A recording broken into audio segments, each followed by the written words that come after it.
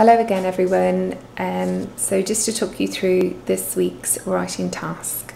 Now, in order to be successful with your writing task, you really need to have done your reading task first and make sure that you have listened to the research either in my YouTube video about what life was like for evacuees, or you have looked at the PDF sheet or the PowerPoint that have been sent home to you. So you really need to have researched evacuees before you step into their shoes, because you are going to imagine that you were one of these refugees and you were sent from your home. You can decide whether you were sent alone or whether you went with an older brother or a younger sister. That's completely up to you. And you were sent off to any part of the country. Remember, it's got to be one of your green zones. You don't even need to be specific about where you are. Once you say you're in a rural, either a small village or a farm setting, to make it more interesting and more realistic. And it's a good opportunity to get more descriptive with your writing if you're on a farm setting or deep in the countryside or in a nice quaint little village.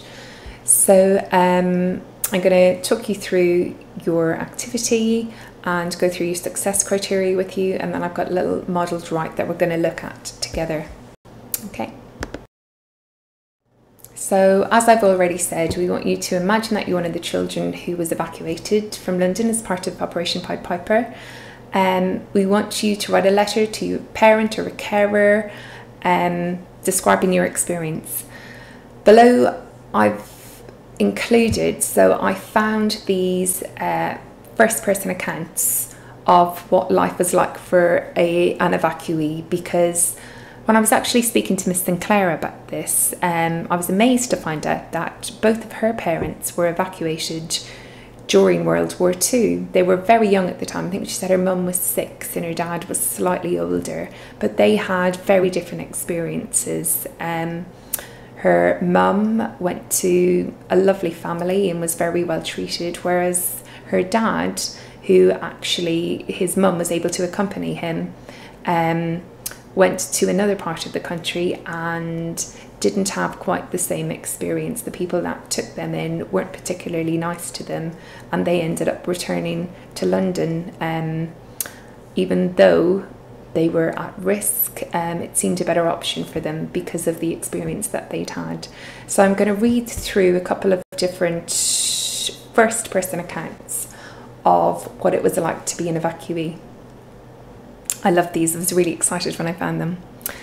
So one London child remembers the experience of evacuation.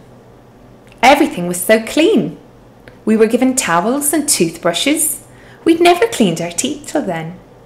And hot water came from the tap. And there was a lavatory, toilet, upstairs. And clean sheets. This was all very odd and rather scary. So what we can, if we're reading between the lines, a little bit of inference here, we can see that these particular children have been very lucky. They've landed on their feet. They've seemed to have arrived or been taken in by some people who've got a lovely house. Remember, an inside toilet would have been a luxury back then. Hot water coming from the tap. So perhaps where these children came from, maybe they were quite poor. They said that they'd never seen a toothbrush before. So perhaps these children came from quite a poor or quite a deprived background. So the whole point of these first person accounts is so that you can steal some of the ideas and steal some of the experiences and use them in your letter. And then we move on to Edward Collins and what he remembers. Saying goodbye was the hardest part. Mother gave me a cuddle and told me I was to look after Mary. I wanted to cry, but I had to be strong for Mary now. I was looking after her. We didn't talk much until we arrived. We stayed with an old man and his sister. He was lovely, and my, could his sister cook. You know, I've never tasted Yorkshire puds like them since. So obviously another quite positive experience. This little boy went with his little sister and had to be quite brave, was quite protective of his sister, and tried to make her feel safe by being strong himself. And they were lucky. They seemed to have been taken in by a lovely, loving family who looked after them really well. So they have very fond memories. And then we come on to, I bet you your parents will have heard of this guy, Michael Caine. He's a very famous actor. He even starred in some of the Batman movies. So he was also evacuated with his brother, but sadly his experience was quite different. Clarence and I used to sleep together, and poor Clarence used to wet the bed because he was a nervous kid. She, the foster mother, could never tell who'd done it, so she used to bash the daylights out of both of us. So of course, the more Clarence got hit, the more he wet the bed.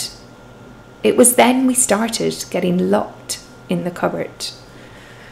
So you can see poor Michael and his brother Clarence had a very different experience. If his brother Clarence was already a nervous character, and remember, probably very, very young. Some of these children were only 2, 3, 4 years old.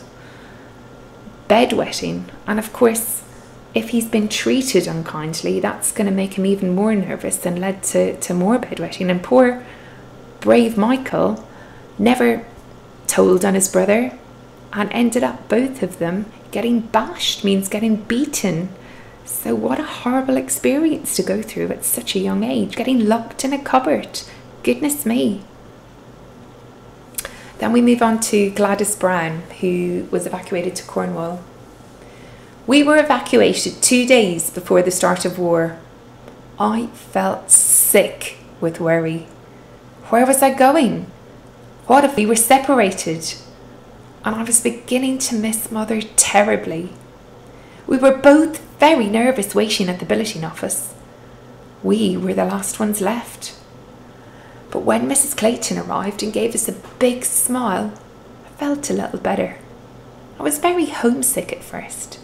That first week, I had a wonderful time helping Mr. Clayworth pick the apples in the orchard.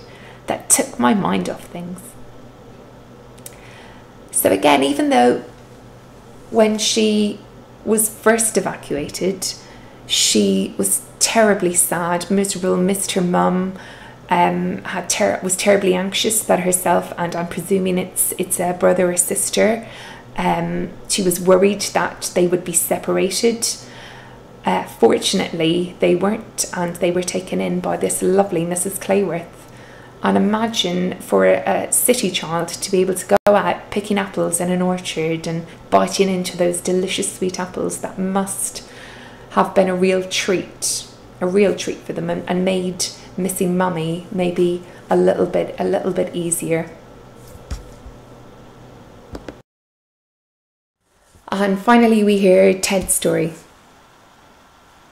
We left feeling sad for our parents and afraid that they would be killed by bombs. When we arrived in Sandbank, we were chosen for a variety of reasons. For the extra income they got for us, to help on the farm or to do housework. A few were very lucky because they lived with families who really cared for them. For these, life was like a holiday, and they did not want to leave. I was upset because I was separated from my sister. I was glad when I returned home for Christmas, but the following September I was evacuated again with my school to Bristol.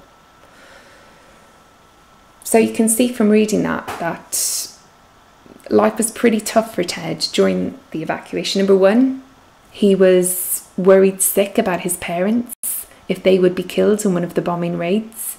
He was separated from his sister, they weren't taken together. And whereas he talks about some of his friends who went to stay with loving families, it's obvious that this wasn't the case for him.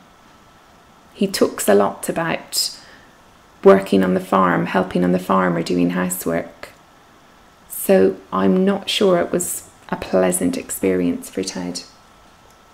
Now I've included some pictures in the slide to use in your writing. So some of the activities, not all of them, that the children may have got up to on the farm would have been digging up potatoes, quite a difficult, quite a physical job. picking blackberries. Those girls look pretty happy to me, nice fresh blackberries. And also for city kids, having the experience of feeding pigs or collecting chickens' eggs would have been quite special and something quite new to them. And you can see from the images of the countryside that the children would have been met with, those picturesque rolling hills, the idyllic unspoilt views. And you can see that steam train, which is similar to what the children would have made their journey on. You can see it powering through the luscious green landscape. And that's something that I heard in another account from a London evacuee. Her words were, "I couldn't get over the amount of green. There was green everywhere," because of course they're used to the city landscape, not rolling fields and luscious green grass. So if we take a look at our success criteria, our first success criteria is fronted adverbials. And these are words or phrases. A phrase is just a group of words, remember, at the beginning of a sentence. That's why they're called a fronted adverbial. They come at the front, at the beginning of a sentence, which are used to describe the action that follows. So they can tell us lots of things, but the three that we're focusing on today is they tell us when the action took place, where the action took place, or how it happened. So I've chosen some simple sentences just to give you some examples of what they would look like. So the first sentence I've chosen is, "I entered the room." And if you can see, I've done a little bit of colour coding. If we were to use a fronted adverbial to explain how we entered the room, silently. Now that comma is really important after your fronted adverbial, which could be, remember, a word, often an adverb. It must have that comma to separate it from the main clause, the part of the sentence that makes sense on its own. So, how did you enter the room? Silently, comma, I entered the room. Or we could use an adverbial phrase for how you entered it. Without a sound, comma, I entered the room. If you wanted using the same sentence, but this time using a fronted adverbial to explain when it happened, in the morning, comma, I entered the room. After a while, comma, I entered the room. So our fronted adverbial, again, describes the action that follows. When did the action take place? When did the event happen? And for our last example, if we use a fronted adverbial to tell us where something happened, where an event happened or an action happened, I've changed my sentence this time. So I saw the seagulls is our main clause, the sentence that makes sense on its own. In the distance, comma, I saw the sea. Down by the cliffs, comma, I saw the seagulls. I have said sea there instead of seagulls, but it still makes sense. And I hope that explains to you just exactly what a fronted adverbial is. And we hope to see some of them in your writing task today. So fronted adverbials, do not forget that comma. And we're also asking you to use some verb-adverb pairs in your letter home. So remember, a verb is an action word and an adverb tells you more about that verb. So we've got cried miserably. So crying being our verb, it's the action, but how was that child crying? Cried miserably. Whispered is our doing word, our verb, and then how was he whispering? He whispered anxiously. And we move on to noun phrases or extended noun phrases. And with your noun phrase, it's where you've got we're describing, we're telling more about a noun, an object. So we're using an adjective and a noun together to create a noun phrase. So delightful lady, I was chosen by a delightful lady. We ended up in a picturesque village. I was taken home to a cosy cottage, all noun phrases. And if we are using an extended noun phrase, it's where you use more than one adjective to describe that noun and you place a comma in between your two chosen adjectives. So the picturesque, comma, rolling hills, the sleepy, comma, unspoilt village. And our final two success criteria are conjunctions. Now we use conjunction as so, however, because to tell us more, to answer the questions why or maybe where. So I've got an example here and I've tried to link it to the letter that we're going to be writing, where we are going to imagine that we are one of the evacuees and how they felt as they left London. Tears streamed down my cheeks. So that's my main clause. That part makes sense on its own. Tears streamed down my cheeks.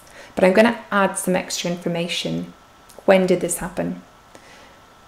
Tears streamed down my cheeks as the train pulled out of the station. So that's an example of how we can use a conjunction, the conjunction as, to tell us more, to tell us when this happened, when those tears streamed down my cheeks.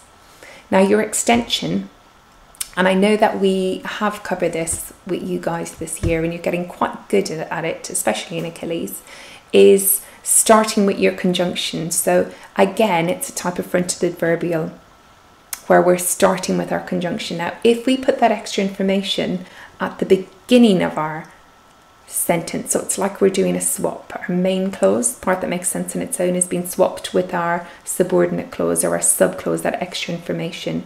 Remember, you must put a comma in if you start with your subclause, if you start with your conjunction. As the train pulled out of the station, comma, tears streamed down my cheeks. And I'll be really impressed if we see some of that. We'll be really impressed if we see some of that in your writing this week. So just like we do in class, we've given you a structure, some prompt questions, and we're looking for 4 paragraphs. Take your time. Make sure you've done your reading activity and your research before you start to write this letter. Remember to steal magpie ideas from the first person accounts that you have read. None of us were around back then, not even me, as old as I am. So we've got to magpie ideas from our research.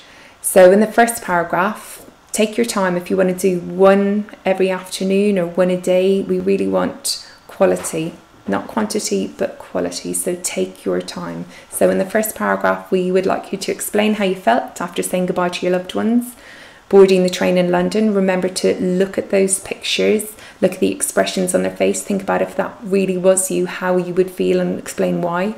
What was the train journey like? Were you alone or did you travel with your brothers or sisters? How did you pass the time? What could you see out of the train window? So some opportunities for some nice description there too. In your second paragraph, your arrival at the billeting office. Did you have a long wait before you were chosen? How were you feeling? Explain why. What were you maybe anxious or worried about? Describe the person who chose you. Did they also choose your brothers or your sisters? Were you chosen first? Were you chosen last? What was your first impression of them? And explain why. Remember, what was our first impression of Tom? And it was because of how he spoke and because of his actions that we were able to make that inference. We were able to build up a picture of what type of person he was. Number 3, describe where you are staying. Focus on describing the countryside that surrounds you. Think about also what profession your foster family has. Are they a teacher? Are they a farmer? Explain how they've treated you. Explain, I've left those pictures down the bottom there. What activities did you get up to? And how did you feel about doing these activities? Was it exciting or was it something that was hard labour that you really didn't enjoy? And sorry, that rolls into point number 4 actually. What do you spend your days doing? And what are your hopes or your fears for for the future? Are you enjoying it so much that you would love to stay, that you and your family would love to move to the countryside? Or are you desperate to get back home to your family, to your home? Good luck, everyone. We're really looking forward to reading these beautiful letters. I know they're going to be amazing. Remember, if you're stuck for any help, watch back the videos, please contact us. Maybe even talk to, I know that Ruben had talked to his gran during VE Day about her experience, and I know that Julia sent me a little message as well during our live lesson saying that her gran knew a lot about the war too, was around during the war. So I'm not sure whether she was evacuated, but ask your family. You may be lucky enough to have somebody maybe in your family who experienced this firsthand. Good luck, everyone. Stay safe. Miss you all. Okay, so apologies for my big goodbye. I'm back again. I forgot that that was not my last slide. I switched them around a little bit. So I'm back again. And I'm going to talk you through a module that I've done and pick up on the key features that we're expecting and hoping that you will include in your writing. So this was my attempt, and you'll recognise some of the scenarios and some of the ideas. I've magpied them from the first-hand experiences that I've read. Dear Mum, I hope you are safe and well in London. As the train pulled out of King's Cross Station, I burst into floods of tears. So there, straight away, I've started with my conjunction to explain where this happened, where I burst into tears. Clutching onto my precious suitcase, I wondered when or if I would ever see you again. So I'm showing there through my words just how worried and anxious I am about my mum. And at the start, again, I've shown that emotion. I've shown how I'm feeling by clutching onto my precious suitcase, my frontal adverbial. The thought of a bomb falling on our home sent shivers down my spine. Anxiously, I gazed around my cabin. To my surprise, there were lots of very young children on board. Some were crying miserably, whilst others shrieked with excitement. I desperately wanted to cover my ears. Feeling completely overwhelmed, I struggled to eat the lunch you had lovingly made for me. So in this first paragraph, I've tried to include as many frontal adverbials just to show you how we can use them in different examples. Most of them express or show how I'm feeling. Anxiously, I gazed around my cabin. To my surprise, there were lots of young children on board. I've also, you can see in the blue, got my verb-adverb pairs. Crying miserably, I desperately wanted. Remember, not all adverbs end in ly. Shrieked with excitement. So again, I'm showing how the children were shrieking. Remember, not all adverbs end in ly. Most do, but not all. Okay. Exhausted, we finally arrived at the billeting office on Thursday afternoon. I had to sit in my chair quietly and wait for someone to collect me. I felt incredibly nervous and terribly homesick. At first, waiting made me very anxious, as I didn't know if anyone wanted a Londoner like me. I felt more queasy and panicked as the time passed. After what felt like hours, a man with only a little hair and round glasses arrived. He looked very serious, and I was terrified he would shout at me. But he smiled, which calmed me down a little. Gently, he told me to keep my chin up and come along with him. So again, I've tried to colour coordinate all the different success criteria that I've managed to use. So again, I've got exhausted, my frontal adverbial, which shows how I was feeling when we finally got to the billeting office. I'm using verbs which end in ed or ing are a really good way of showing how we feel, putting a fronted adverbial which starts with an ed or an ing verb is a really good trick for starting with a fronted adverbial. I've also got some of my noun phrases in there, explaining how I was feeling: incredibly nervous, terribly homesick, and 2 more fronted adverbials in there that tell you when it happened, after what felt like hours, comma, and gently, how the man spoke to me, telling me to keep my chin up.